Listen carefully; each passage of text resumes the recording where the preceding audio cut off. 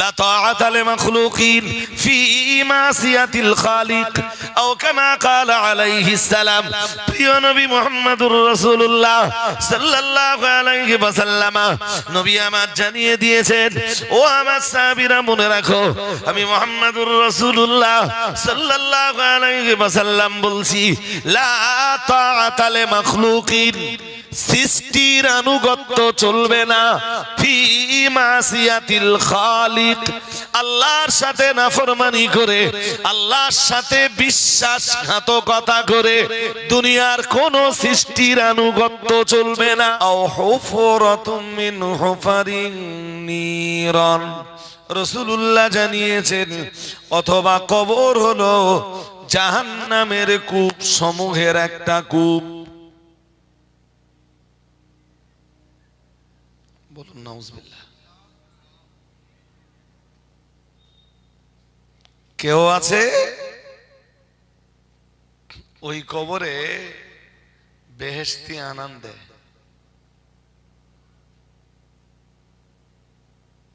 আর কেউ আছে ওই কবরে জাহান্নামের কূপে।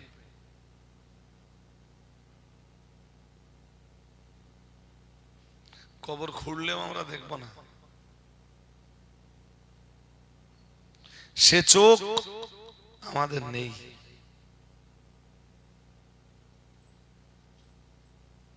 তা দেখবার যোগ্যতা আমাদের নেই।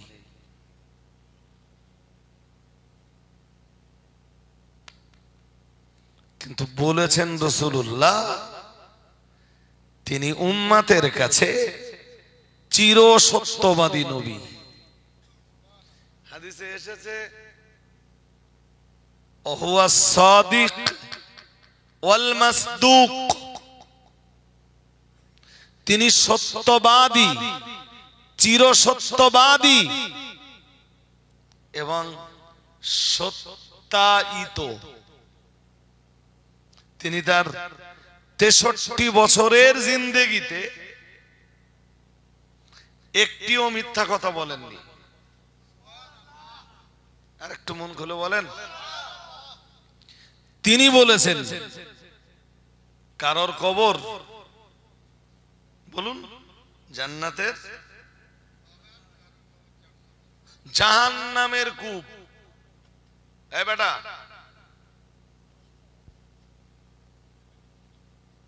ছেলে তো আল্লাহ ভালো রাখেন।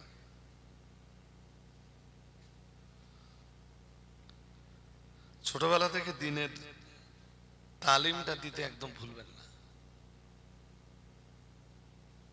আপনি মরে যাবার পরে কোন হুজুরের আসবার দরকার নেই, ছেলেই যেন আল্লাহর কাছে হাত তুলে আপনার মাগফিরাত চাইতে পারে। যেটা আমি করি, আমি যত নামাজে হাত তুলি,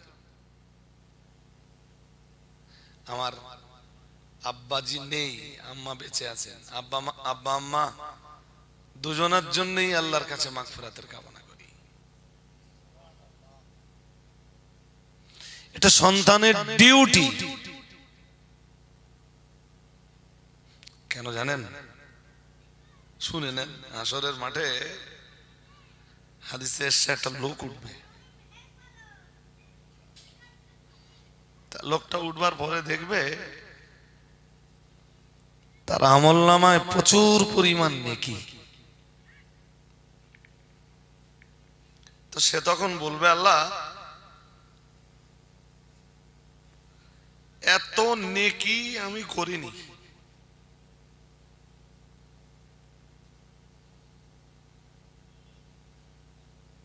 আল্লাহ এত নেকি আমার না। আল্লাহ পাক রব্বুল আলামিন বলবেন, ঠিক বলেছো বান্দা, এত নেকি তুমি দুনিয়ায় হাসিল করুনি, এত নেকি তুমি দুনিয়াতে কামাই করুনি বান্দা, কিন্তু আমি আল্লাহ পাক রব্বুল আলামিন বলছি, দুনিয়ায় তুমি একটা নেক সন্তান রেখে এসেছিলে। আর একটু মন খুলে বলুন, কি হলো? কোনো অসুবিধা নাকি? কোনো অসুবিধা? শোনেন, ও তো অসুবিধা নেই। কেন, আমি কি কোনোদিন বলেছি যে আপনারা আমার সাথে বেয়াদবি করে ফেলেছেন? আমার সাথে কেউই বেয়াদবি করে না। আর দুই একজন একটু উল্টো পাল্টা করে ফেললেও আমি আমার কিছু মনে করিনি। এটা ভালো না খারাপ? ভুল যদি কিছু হয় তো দেখেন, আমি মনের কথাটাই বলছি। মাঝে মাঝে তো এদের এনে ঠান্ডা হয়ে গেছে।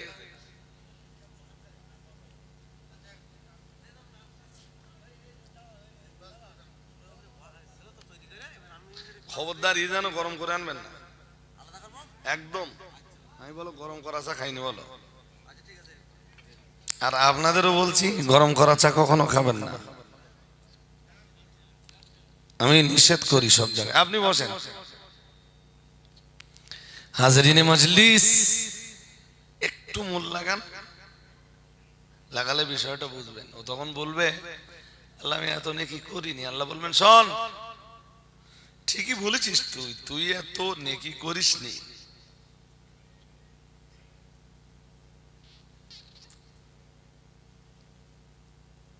কিন্তু একটা নেক সন্তান পৃথিবীতে রেখে এসেছিলি,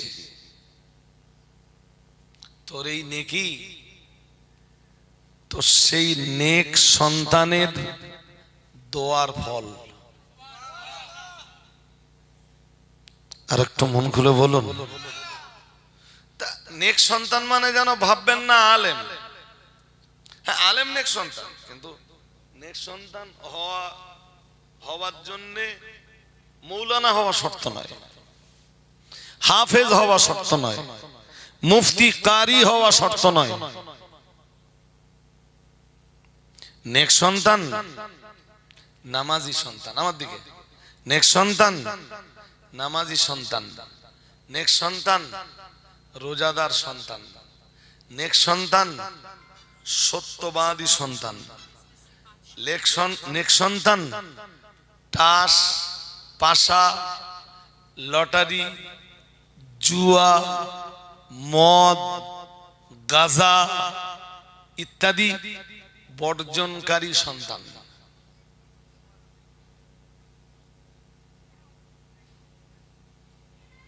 বুঝেননি? ওই সন্তান নেক সন্তান যে সন্তান পরস্ত্রীর দিকে কুনজরে তাকায় না, পরনারীর দিকে কুনজরে তাকায় না। ওই সন্তান নেক সন্তান যে সন্তান হারাম উপার্জন করে না, যে সন্তান হারামের মাল ভক্ষণ করে না, যে সন্তান,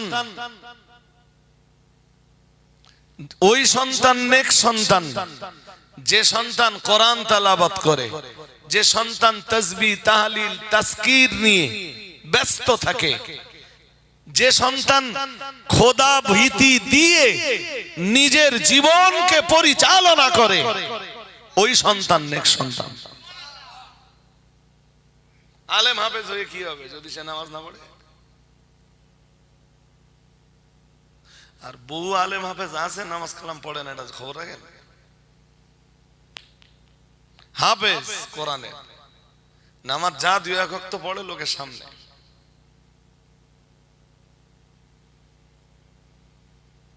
লোক চক্ষুর আড়ালে চলে গেলে নামাজ নেই। ওই সন্তান কি নেক সন্তান হলো? জোরে বলে না। হ্যাঁ, আমার সঙ্গে যাবেন, প্যান্ট শার্ট পরে ঘুরে বেড়াচ্ছে,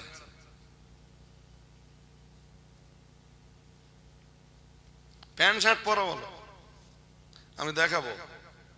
ফজরের নামাজের আজান হওয়ার আগে উঠে যায় প্রতিদিন, ফজরের নামাজ বাকায়দা জামাতে পড়ে, মুখে দাড়ি নেই, মাথায় টুপি নেই, প্যান্ট শার্ট নেক টাই ইত্যাদি পরে ঘুরে বেড়াচ্ছে। কলেজের লেকচারার, হায়ার এডুকেটেড, এক্ষুনি আমেরিকায় গেলে 7 লাখ থেকে 10 লাখ টাকা মাইনে পাবে মাসে। যায় না, দুনিয়া খুব বেশি দরকার নেই হুজুর। এই কদিন আগে আমার কাছ থেকে ফিরে এলে, হুজুর এখন দরকার একটাই জিনিস, সেটা হলো জান্নাত। দরকার একটাই জিনিস, সেটা আল্লাহর রেজামন্দি, আল্লাহর খুশি।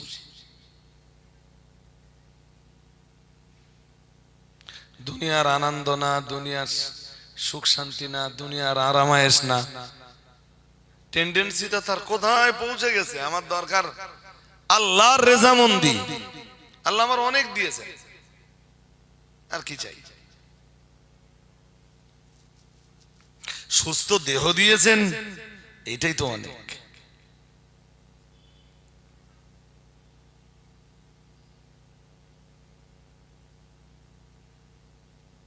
কার কবরের যে কি কন্ডিশন, আমাদের কাছে তো কোনো মেসেজ নেই। আছে কি? রাসূলুল্লাহ কবর জগতের যে ভয়ঙ্কর দৃশ্য বিশ্ববাসীর কাছে উপস্থাপন করেছেন, সে তো বর্ণনা করাও কঠিন।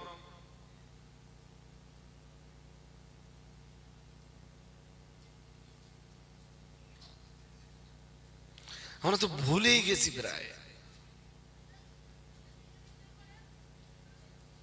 প্রায় ভুলেই গিয়েছি সবকিছু। আমরা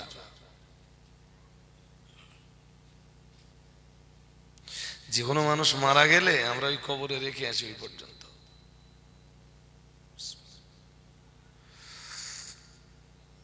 কবরের যে কি হাল, বলুন, কবরের আযাব থেকে মুক্তি পাবার জন্য আমাদের আমল কি আছে? কবরের শাস্তি থেকে মুক্তি পাওয়ার জন্য রাসূলুল্লাহ একটা আমল দিয়েছেন, সেটা হলো সূরা মুলকের তেলাওয়াত। প্রতিদিন রাত্রে সূরা মুলক পড়ো। আজকে রাত্রে আমার এখনো পড়া হয়নি। সূরা মুলক সকাল থেকে দুবার পড়ে ফেলেছি, আলহামদুলিল্লাহ। কখন জানেন? স্কুলে যাওয়ার সময় একবার পড়েছি, বাইক চালাতে চালাতে, আর স্কুল থেকে আসবার সময় আর একবার পড়ে ফেলেছি।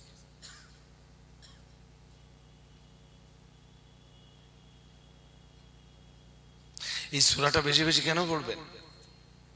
নবী এই সূরাটাকে বলেছেন সূরাতুল মানিয়া, অর্থাৎ এই সূরাটা কবরবাসীকে কবরের আযাব থেকে তাকে রক্ষা করে। কই সুবহানাল্লাহ বললেন? কই? আর একটু মন খুলে বলেন, কোন সূরা? না না, আপনি কবরে চলে গেলে আমি পড়ে দেব ওই ভরসা করবেন না। প্রতিদিন পড়তে হবে, ডেইলি পড়তে হবে, কন্টিনিউ করতে হবে। আপনি এই আমলটা নিয়ে কবরে গেলে আপনাকে আল্লাহ গোরের আযাব থেকে, কবরের আযাব থেকে মুক্তি দান করবেন। সুবহানাল্লাহ।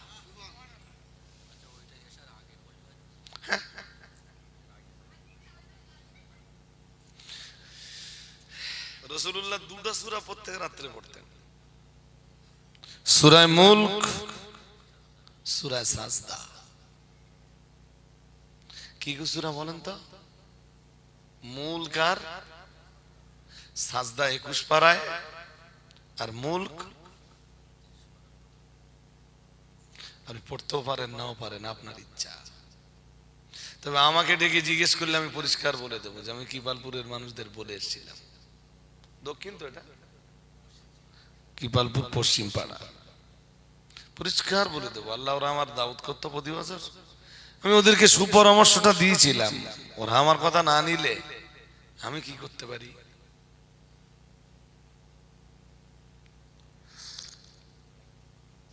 আপনারা আমাদের ভালোবাসেন, আপনাদের কাছে আমার ভালোবাসার একটা দাবি, কোরআনটা শিখে ফেলে এশার নামাজের আগে পরে প্রতিদিন সূরা মুলকটা পড়ুন। এই দুটা মুলক আর সাজদা, এই দুইটা না পড়ে যেন আপনার চোখের দুটো পাতা এক জায়গায় না হয়।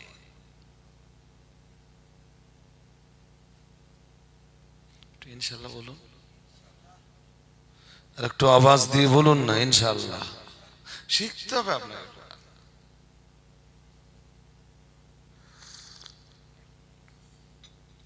কোন মাইয়েতকে যখন কবর দেওয়া হয়,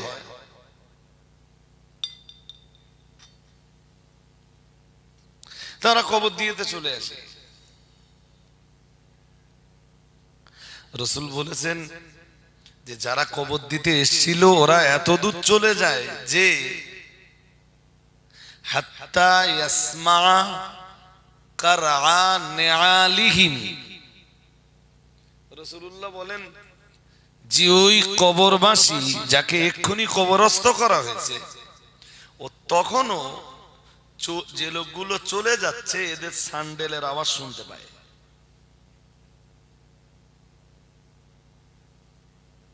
কে শুনতে পায়?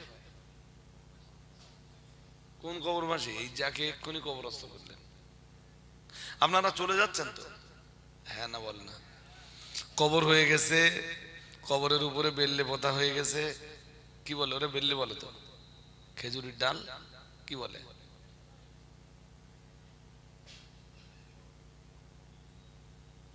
ওরা আল্লাহ জিকির করে। যে কাঁচা ডালগুলো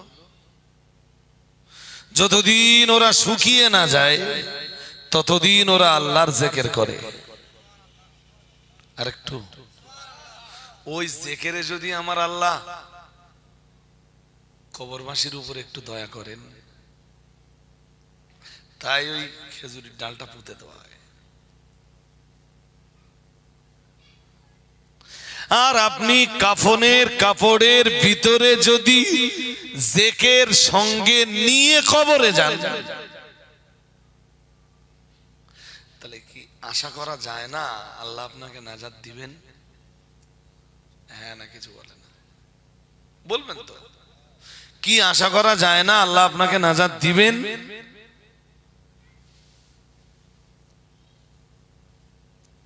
সাদ বিন মুআজের ইন্তেকাল যখন হলো, হযরত জাবের হাদিসটা বর্ণনা করেছেন মিশকাতের বাবু ইসবাতে আযাবিল কবরের পর্বে। এই হাদিসটা সুন্দর করে জায়গা দেওয়া আছে, পড়ে নেবেন ওখান থেকে। বাবু ইসবাতি আযাবিল কবর।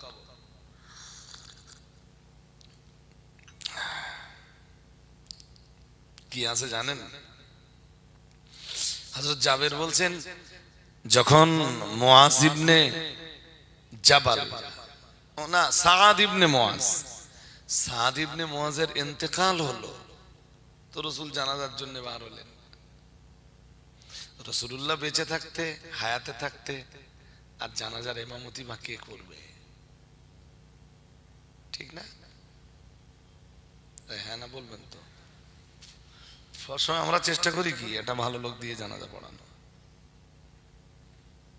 তো রাসূল হায়াতে আছেন, জানাজাটা কে বা পড়বে? আল্লাহ পাকের নবী মুহাম্মদুর রাসূলুল্লাহ সাল্লাল্লাহু আলাইহি ওয়াসাল্লাম হযরত সাদ ইবনে মুআজের জানাজা নামাজের জন্য বার হলেন। সাহাবারাও বেরিয়ে পড়লেন। সাদ ইবনে মুআজের বাড়িতে এলেন। সাদ ইবনে মুআজের জানাজা নামাজ হয়ে গেল। ওনার লাশটাকে নিয়ে কবরের ধারে রাখা হলো। এরপরে লাশটাকে কবরের ভিতরে রাখা হলো, কবরের ভিতরে মাটি দেওয়া হলো। আমাদের দেশে কবরের উপরে মাটি দেয়, আর সৌদিরা ওই যে গর্তটা খুঁড়েছে গর্তটা পুরো ভর্তি করে দেয়, মানে লাশটা সাইডে। বুঝতে পারেননি? বুঝেছেন কি? লাশটা কি এই যে গর্তটা করলো তো এবারে ভিতরে ঢুকে গেল। ওই লাশটা ভিতরে ঢুকিয়ে দিলে দিয়ে গর্তটা মাটি দিয়ে, বলেন হ্যাঁ ভর্তি করে দেন। তো সাদ ইবনে মুআজের কবর যখন ভর্তি করে দিল, কিসে জানেন? মাটি দিয়ে। রাসূলুল্লাহ তখনও কবরের ধারে দাঁড়িয়ে। কতটা ভাগ্যবান রাসূলের সাহাবী সাদ ইবনে মুআজ। রাসূল তার জানাজা পড়েছেন, তাকে কবরে নামানো হচ্ছে, রাসূল তার কবরের ধারে দাঁড়িয়ে। কবরে মাটি দেওয়া হয়ে গেল।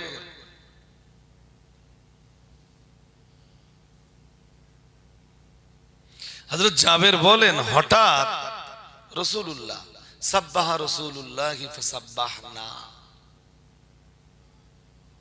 খুব মন দিয়ে শোনেন। হঠাৎ আল্লাহ পাকের নবী তাসবিহ পড়তে লাগলেন, সুবহানাল্লাহি ওয়া বিহামদিহি সুবহানাল্লাহিল আযীম সুবহানাল্লাহি ওয়া বিহামদিহি সুবহানাল্লাহিল আযীম। আপনারা দুই একবার পড়েন, পড়লে তো খুব সওয়াব। এই তাসবিহটা পড়লে বিপুল সওয়াব। কোন তাসবিহ? সুবহানাল্লাহি ওয়া বিহামদিহি সুবহানাল্লাহিল আযীম। আল্লাহ পাকের নবী তাসবিহ পড়তে লাগলেন। হযরত সাহাবী জাবেরের বর্ণনা, ফাসাব্বাহনা, আমরা আমাদের রাসূলকে দেখে আমরাও তাসবিহ পড়া শুরু করলাম। সুবহানাল্লাহি ওয়া বিহামদিহি সুবহানাল্লাহিল আযীম। ثم كبر فكبرنا। আল্লাহ পাকের নবী রাহমাতুল লিল আলামিন এরপরে উঁচু আওয়াজে তাকবীর পড়তে লাগলেন। আল্লাহু আকবার, আল্লাহু আকবার, আল্লাহু আকবার, আল্লাহু আকবার। রাসূলুল্লাহ তাসবিহ পড়ছিলেন, রাসূলুল্লাহ তাকবীর পড়ছিলেন। সাহাবী জাবেরের বর্ণনা, আল্লাহ পাকের হাবিব যখন তাকবীর পড়া শুরু করলেন, আমরাও তাকবীর পড়া শুরু করলাম। আরেকটু মন খুলে বলেন, একবার আল্লাহু আকবার বলার কত মূল্য আছে জানেন?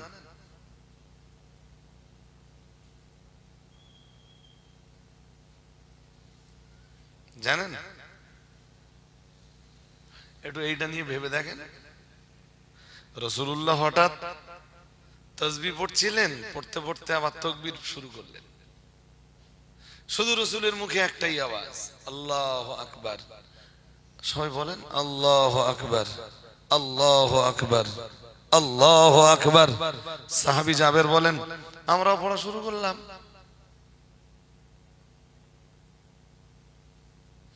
রাসূল যখন কবরটা ছেড়ে বাইরে এলেন,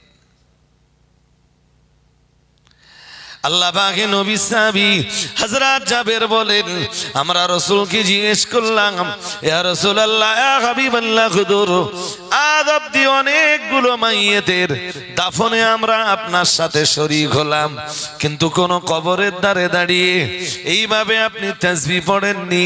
কোন কবরের ধারে দাঁড়িয়ে উঁচু আওয়াজে আপনি এইভাবে তাকবীর পড়েননি।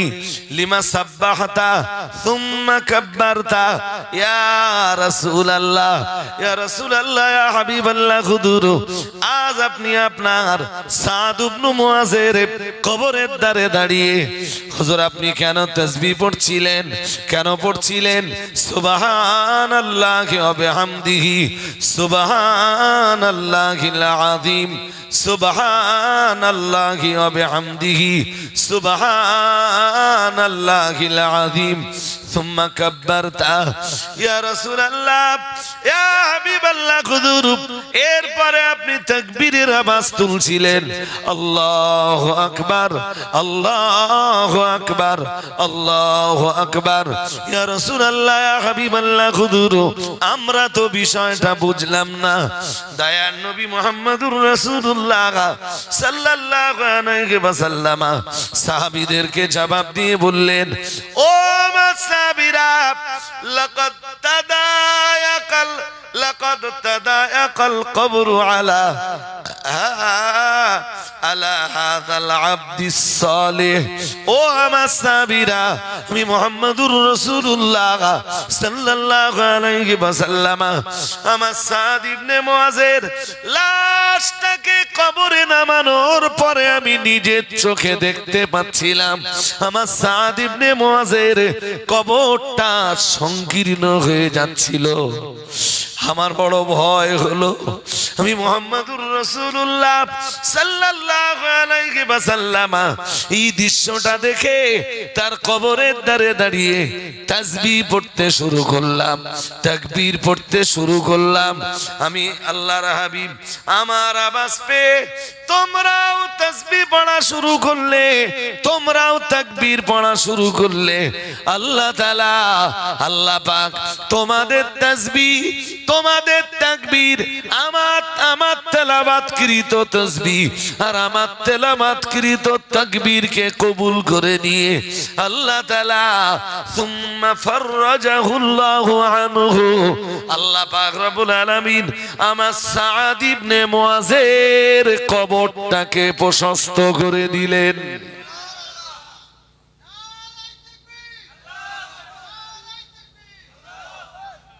জানো তাকবীরের আওয়াজের কত বরকত? জানো তাসবিহের আওয়াজের কত বরকত?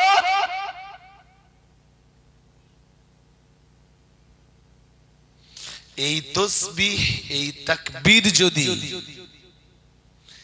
নিজে পড়ে, নিজে তেলাওয়াত করে কাফনের কাপড়ের ভিতরে নিয়ে কবরের ভিতরে যাওয়া যায়, ভালো হলো না?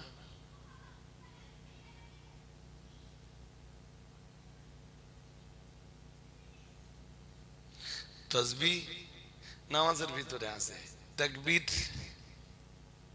হ্যাঁ না বলে না? নেই নেই। আল্লাহু আকবার,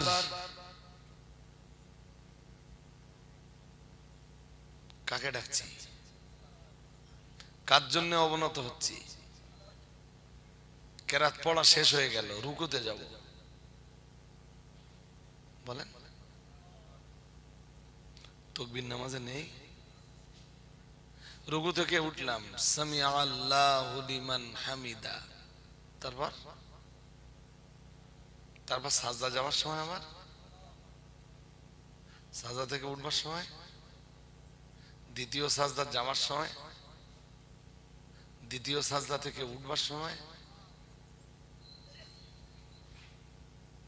কিছু ভাবছেন?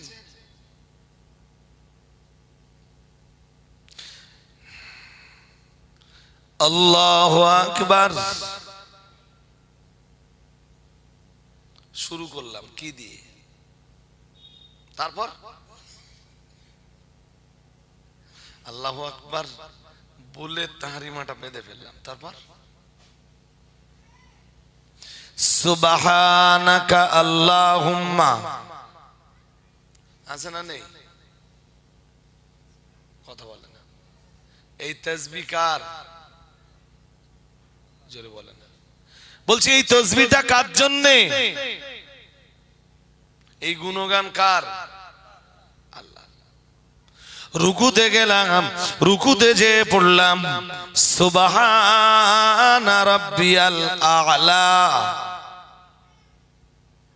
রুকুতে যে পড়লাম সুবহানা রাব্বিয়াল আযীম, সাজদায় যে পড়লাম সুবহানা রাব্বিয়াল আ'লা। তাসবিহ কার জন্য? জোরে বলেন। নামাজের তাকবীরও আছে, তাসবিহও আছে, তাহমিদও আছে। জন সূরা ফাতিহা শুরু করছি, আলহামদুলিল্লাহি রাব্বিল আলামিন, এটা তাহমিদ। সুবহানাল্লাহ পড়েন, আর একটু মন খুলে বলেন। এরপরে বাইরে আপনি প্রতিদিন 100 বার করে, নামাজের বাইরে আর কি, সুবহানাল্লাহ ওয়া বিহামদিহি সুবহানাল্লাহিল আযীম, আর ওই পরিমাণ তাকবীর পড়ুন।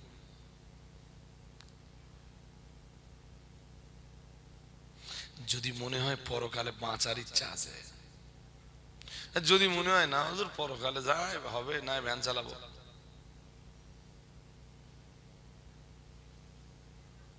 কে যে বলতে এই কথাটা, মক সাহেব মনে হয় তো মরে গিয়ে ভ্যান চালাবো, দুনিয়াও ভ্যান চালাচ্ছি, মরে যাও ভ্যান চালাবো।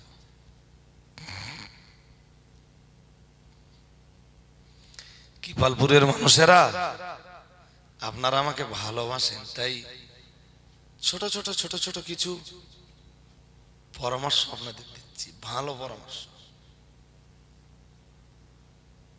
নামাজের তাসবিহ গুলো কতক্ষণ পড়বেন জানেন? যতক্ষণ অন্তর ঠান্ডা না হয়,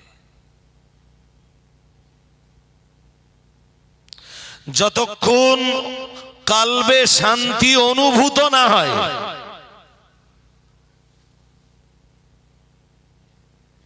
এবং এইটা পড়বার সময় দুনিয়ার কোনো খেয়াল থাকবে না, একটাই খেয়াল, আমি আমার রবের তাসবিহ পড়ছি। কার তাসবিহ? জোরে বলেন, কার তাসবিহ পড়ছি? তাসবিহ পড়ছি মানে কি করছি জানো? আমি আমার মহান রবের পবিত্রতার ঘোষণা দিচ্ছি। আর একটু মন খুলে বলেন, তাসবিহটা কি? এই যে পড়লেন সুবহানাল্লাহ, এটা কি? আল্লাহর পবিত্রতার ঘোষণা দেওয়া। আল্লাহর, আমার আল্লাহ খুব খুশি হয়। কতটা খুশি হয় একটা কথা একটু বলি।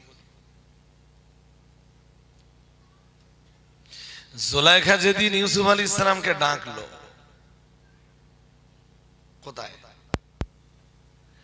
নিজের নির্জন কক্ষে, যে কক্ষের 7 দরজা।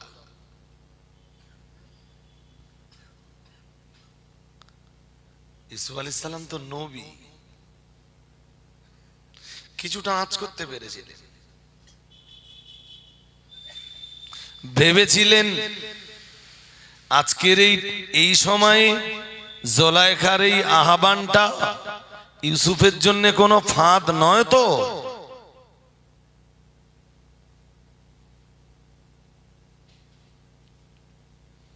কিন্তু তাওয়াক্কাল তো আল্লাহ। ইউসুফ আলাইহিস সালাম আল্লাহর উপরে ভরসা করে বললেন, আল্লাহ, জুলাইখা যদি আমার জন্য কোন চক্রান্তের বেড়াজাল তৈরি করে থাকে, চক্রান্তের এই বেড়াজালগুলো তছনছ করে দেওয়ার দায়িত্ব আপনার।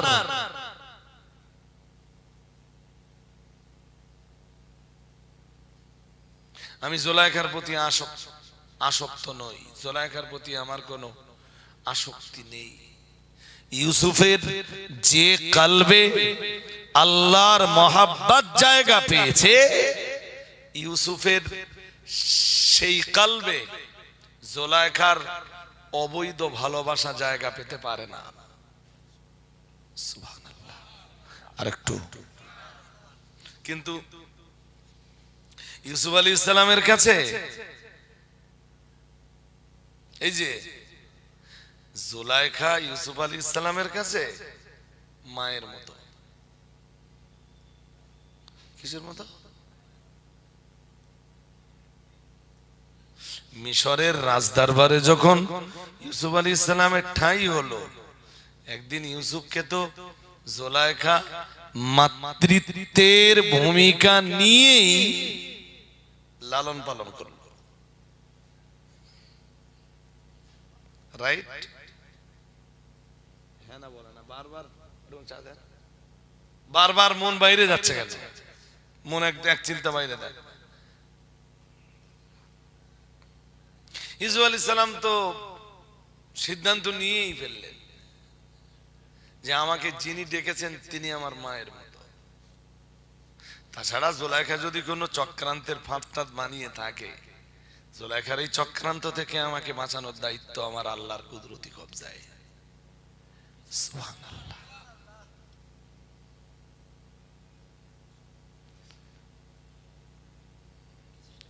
ওয়াই ইয়াত্তাকিল্লাহা ইয়াজআল লাহু মাখরাজা। মহান আল্লাহ জানিয়েছেন ওয়ামাই ইয়াত্তাকিল্লাহা। এই যে আয়াতটা শুনে নিতে হবে, 28 পারা সূরা তালাক থেকে পড়ছি, এদিকে মন দেন না। ওয়ামাই ইয়াত্তাকিল্লাহা, মহান আল্লাহ জানিয়েছেন দুনিয়ার যে মানুষগুলো আল্লাহকে ভয় করে, ইয়াজআল লাহু মাখরাজা, মহান আল্লাহ জানিয়েছেন আল্লাহ পাক রব্বুল আলামিন তাদেরকে বিপদ থেকে বেরিয়ে আসবার রাস্তা তৈরি করে দেয়। আর একটু মন খুলে বলেন, যে আল্লাহকে ভয় করে আল্লাহ তার বেরিয়ে আসবার রাস্তা তৈরি করে দেয়, বাইরে বার হবার রাস্তা তৈরি করে দেয়। সে জেলখানায় আছে, জেলখানা থেকে আল্লাহ তাকে বাইরে আসবার রাস্তা তৈরি করে দেয়। সে বিপদে আছে, এই বিপদ কাটিয়ে বাইরে আসবার রাস্তা আল্লাহ তাকে তৈরি করে দেয়। কেউ তার জন্য চক্রান্তের জাল বিছালো, এই জাল কেটে বেরিয়ে আসবার রাস্তা আল্লাহ তার তৈরি করে দেয়। কার জন্য? যে আল্লাহকে ভয় করে, যে আল্লাহরে ভয় করে। তার রুজি রুটির একটু অসচ্ছলতা, আমার আল্লাহ তার জন্য সচ্ছলতার দরজা খুলে দেয়। আর একটু মন খুলে বলেন না, আমাদের মূল ঘাটতি কিসে? আল্লাহর ভয় নেই। মূল ঘাটতি কিসে? কথা বলে না। মূল ঘাটতি কিসে? নইলে কোরআনের আয়াত মিথ্যা নয় ভাই, আমি প্রমাণ দিয়ে আপনাকে বোঝাতে পারবো। ওই আয়াত ওমাই ইয়াত্তাকিল্লাহ ইয়াজআল লাহু মাখরাজা। সুবহানাল্লাহ। আর একটু মন খুলে বলেন, কোরআন কোন জিন শয়তানের কথা নয়, কোরআন কোন মানব সন্তানের কথা নয়, কোরআন জিন শয়তানের শয়তানি নয়, কোরআনুল কারীম মানুষের তৈরি করা রচনা করা কোন বাণী নয়। কোরআনুল কারীম আমার আল্লাহর নাযিল করা কালাম। আরেকটু মন খুলে বলেন, there is no doubt। সুতরাং আমার আল্লাহর কথা মিথ্যা হতে পারে না। আমার আল্লাহ অপেক্ষা সত্যবাদী আর কেউ হতে পারে না। ইউসুফ আলাইহিস সালাম ভরসাটা করলেন আল্লাহর উপরে, বলেন আল্লাহ আমি যাচ্ছি, হেফাজতের মালিক আপনি। ইউসুফ আলাইহিস সালাম যখন জুলাইখার আহ্বানে যাচ্ছেন, পিছন দিয়ে সেবিকারা সব দরজাগুলো লক করে দিচ্ছে।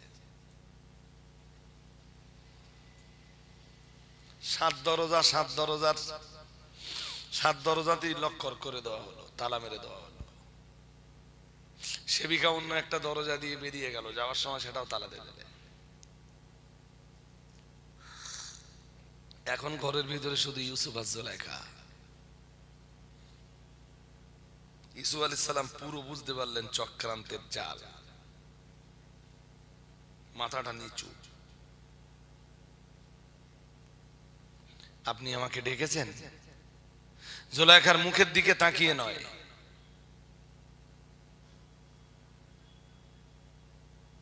হ্যাঁ আমি তোকে ডেকেছি।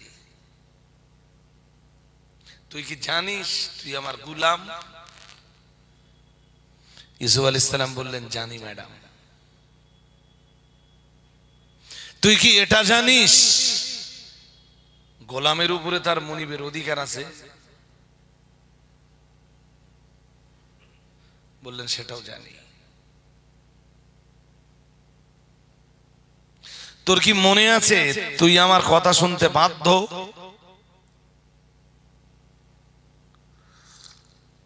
ইউসুফ আলাইহিস সালাম বললেন, আজ পর্যন্ত আমার থেকে কোনো অবাধ্যতা দেখেছেন কি?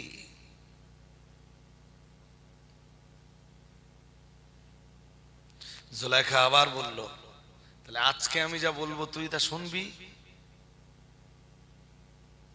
ইউসুফ আলাইহিস সালাম বললেন, অবশ্যই শুনবো, যদি আমার মালিকের হুকুমের সঙ্গে খেয়ানত না করা হয়। আমার রব যে সংবিধান দিয়েছেন সেই সংবিধানের প্রতি যদি খেয়ানত না হয়, অবশ্যই আজও আপনার হুকুম পালন করব। আর আপনার হুকুম পালন করতে যে যদি দেখি আমার আল্লাহর হুকুম পালনে কোনো ঘাটতি হচ্ছে, আমি অবশ্যই আপনার কথার বিরোধিতা করব। সুবহানাল্লাহ। আর একটু মন খুলে বলো, কেন? লা তাআতা লিমাখলুকিন ফি মাসিয়াতিল খালিক, আও কামা ক্বালা আলাইহিস সালাম। প্রিয় নবী মুহাম্মদুর রাসূলুল্লাহ সাল্লাল্লাহু আলাইহি ওয়াসাল্লাম নবী আমার জানিয়ে দিয়েছেন, ও আমার সাহাবীরা মনে রাখো, আমি মুহাম্মদুর রাসূলুল্লাহ সাল্লাল্লাহু আলাইহি ওয়াসাল্লাম বলছি, লা তাআতা লিমাখলুকিন, সৃষ্টির আনুগত্য চলবে না, ফি মাসিয়াতিল খালিক, আল্লাহর সাথে নাফরমানি করে, আল্লাহর সাথে বিশ্বাসঘাতকতা করে দুনিয়ার কোন সৃষ্টির আনুগত্য চলবে না। বুঝতে পারেননি? যদি বুঝতে না পেরে থাকেন তাহলে কমেন্টস করতে হবে আপনাদের। কথাটা বুঝতে পারেন? কোন সৃষ্টির আনুগত্য করতে যে স্রষ্টার সাথে বিশ্বাসঘাতকতা করা যাবে না। আমি একটা উদাহরণ দেই, যেই উদাহরণ দিলে আপনারা ভালোভাবে বুঝতে পারেন।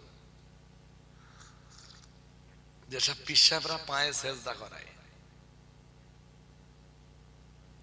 আপনি যে সাজদা দিলে পিসাব খুশি, হ্যাঁ না বলেন?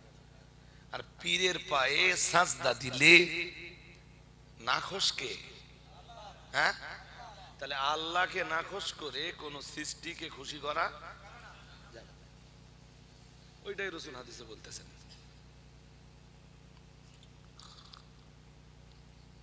নতুন নতুন বিয়ে হয়েছে, হাড়োয়ার মেলা হচ্ছে,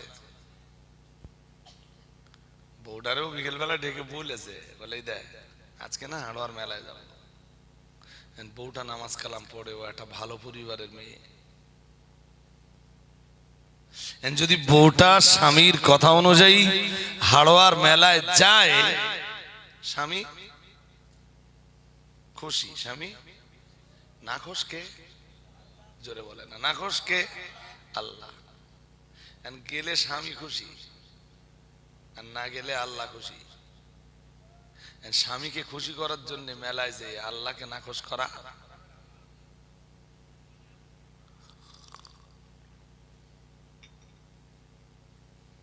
আমি কি বোঝাতে পারছি? হ্যাঁ না কিছু বলেন না, অসুবিধা হচ্ছে।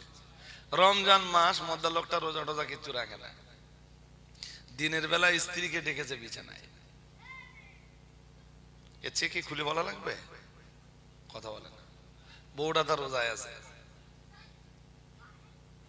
ও যদি স্বামীর কথা শোনে স্বামী খুশি, নাখোশ কে? জোরে বলে না। এর করণীয় কি? স্বামী নাখোশ হয় হোক, খুশি করা লাগবে কার? তার রাসূল ওইটাই হাদিসে বলতেছেন। আর কটা উদাহরণ দিয়ে আপনাদের বোঝাবো।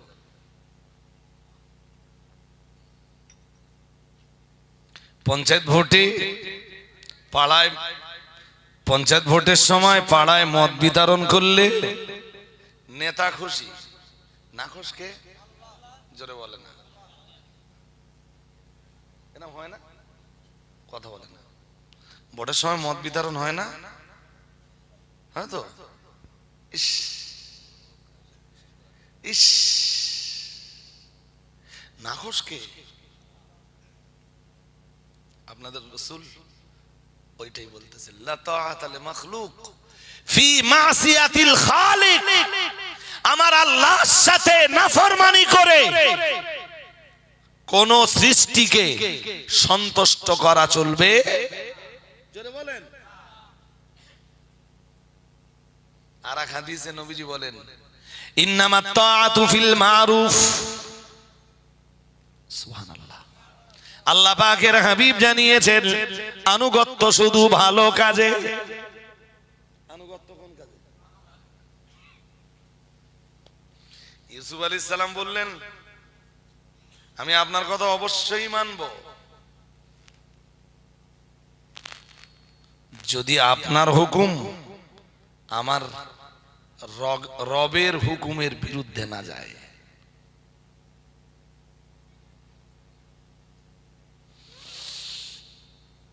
কথা তো অনেক, সব কথা বলে ফেলা সম্ভব না।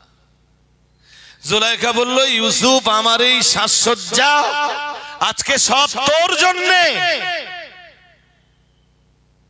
ইউসুফ আলাইহিস সালাম বললেন আনুগত্য তো এক জিনিস আর খেয়ানত আরেক জিনিস।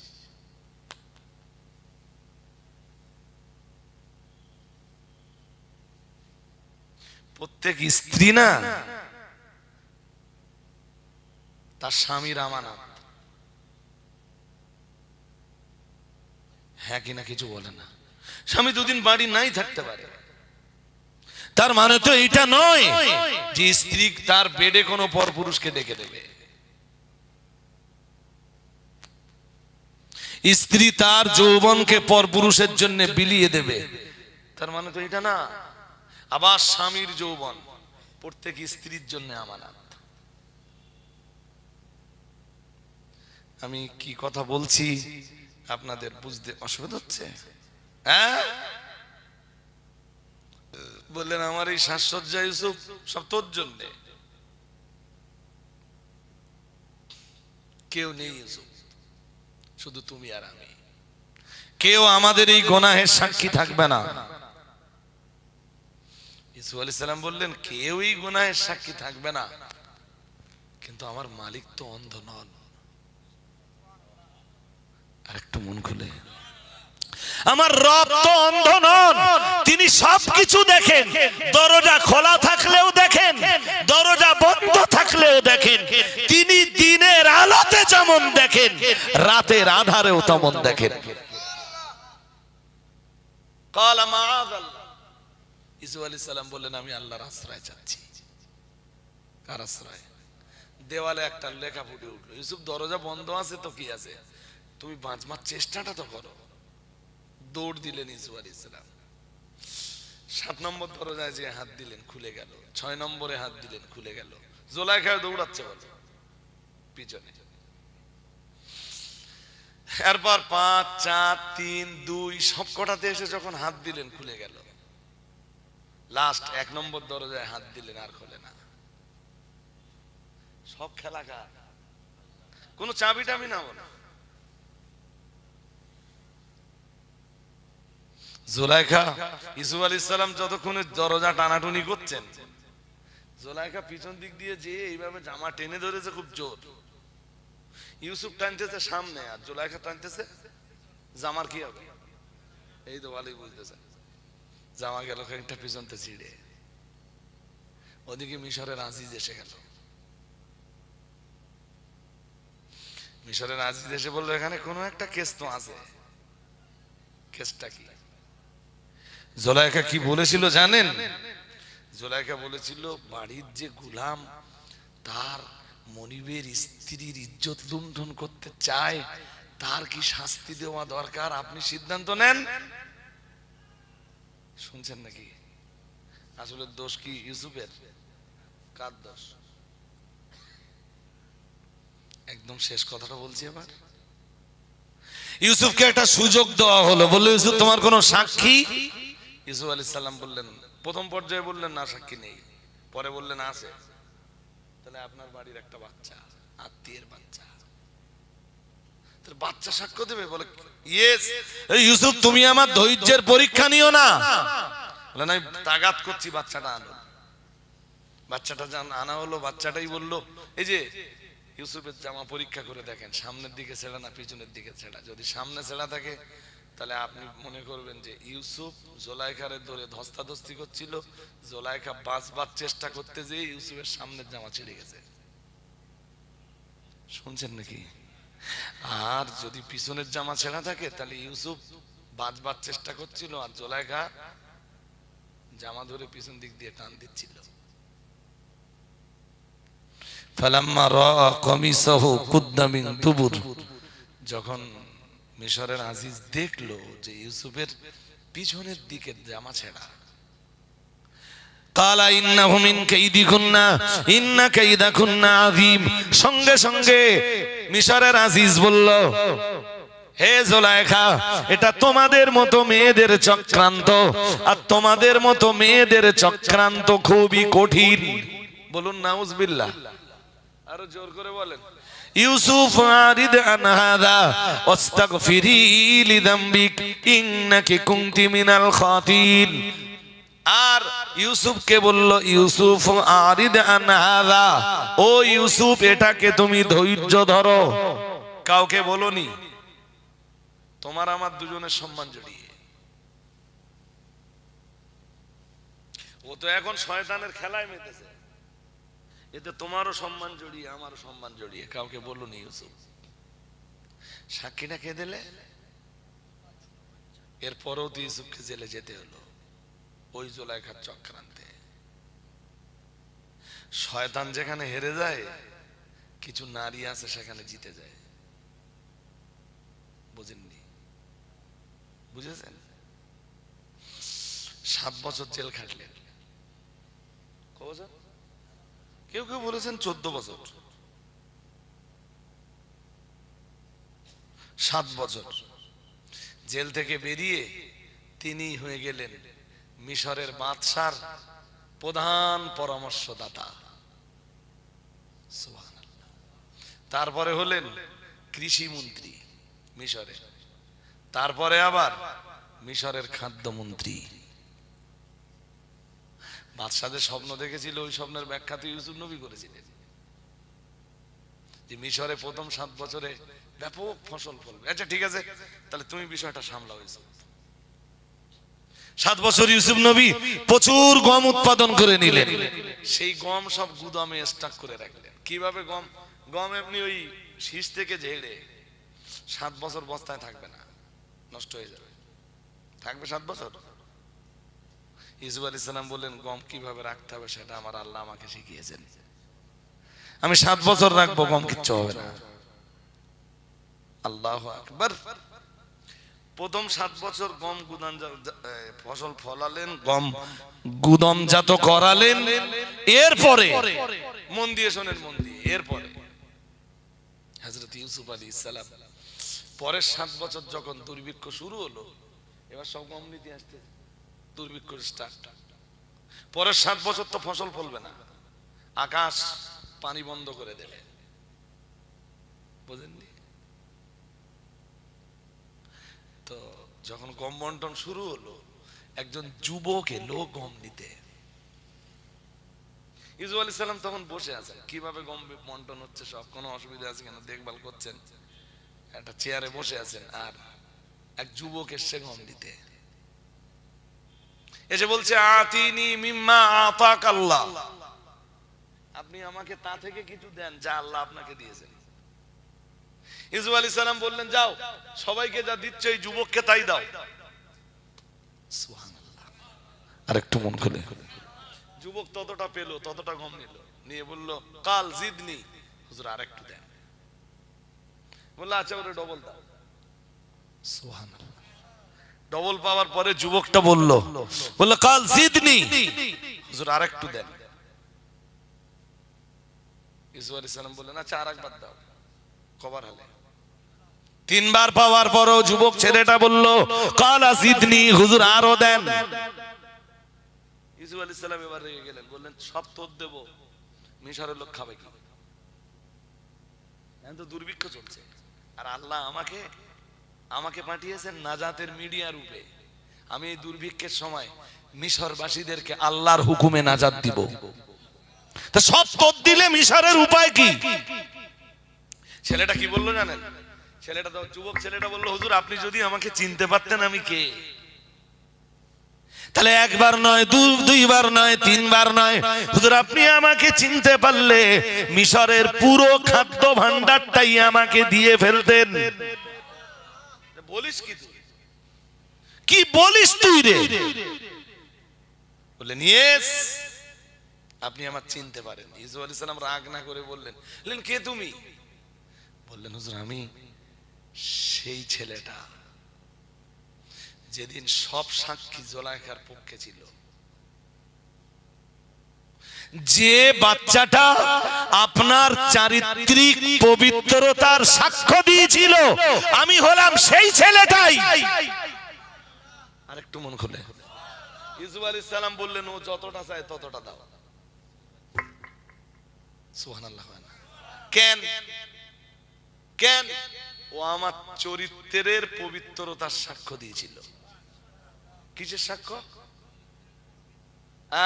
চরিত্রের পবিত্রতার সাক্ষ্য দিয়েছিল।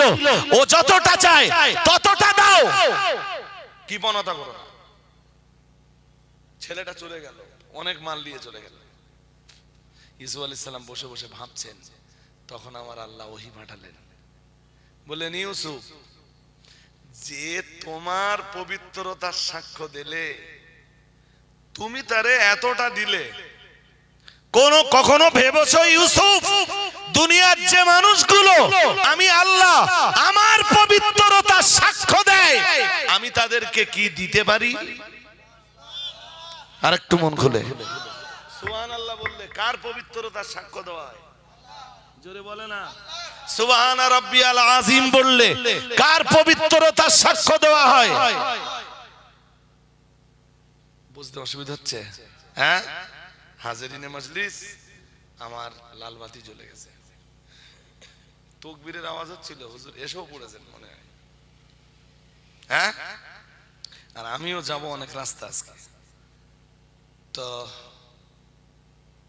আপনাদেরকে শেষ বেলায় দুটো কথা বলি। আপনাদের কাছে তো প্রতি বছর হাসি, ডাকলে হাসি, একটা আত্মিক ভালোবাসা, আন্তরিকতার বন্ধনে আমরা আবদ্ধ। জান্নাত পর্যন্ত এই ভালোবাসা বহাল থাকুক। বলেন আমিন। সবাই বলেন না আমিন। দ্বিতীয় কথা, আগামী 28শে মাঘ খাদিজার খাতমে বুখারীর অনুষ্ঠান শুনছেন? ওই কি রে, তুই চা দিবি আমার জিজ্ঞেস করিস রে?